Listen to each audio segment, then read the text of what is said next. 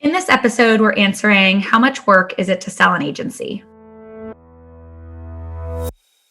Oftentimes, sellers are nervous about going through the acquisition process because they don't have the time or wherewithal to take on any more additional work, let alone go through all the things that have to happen in order to have a successful exit.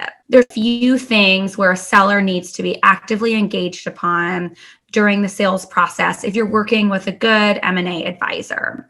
The first is getting your financials in clean order so that a proper evaluation can be done. Generally speaking, that's 3 years of financials, profit and loss statements, balance sheets, which ideally are just a quick download from your QuickBooks Online account. If you utilize a CPA, they should be able to get you these reports relatively easy.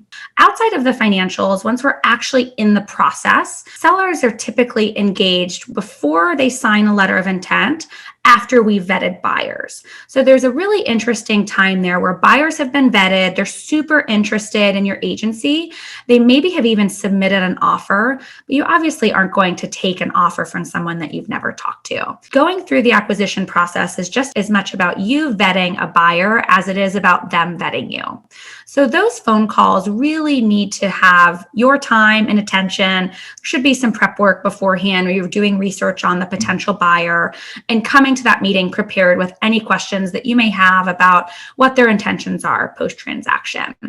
Once you decide on the buyer that's right for you, there is a little bit of legwork into the due diligence process.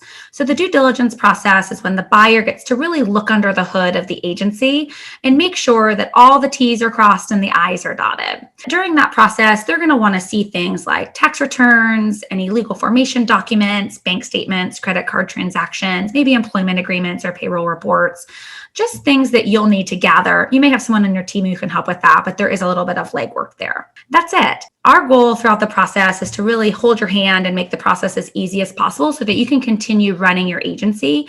The last thing we want to see is an agency that has declining numbers because the founder is so worried, so busy working the sales process. Thanks for watching to the end. If you found this valuable, please hit subscribe.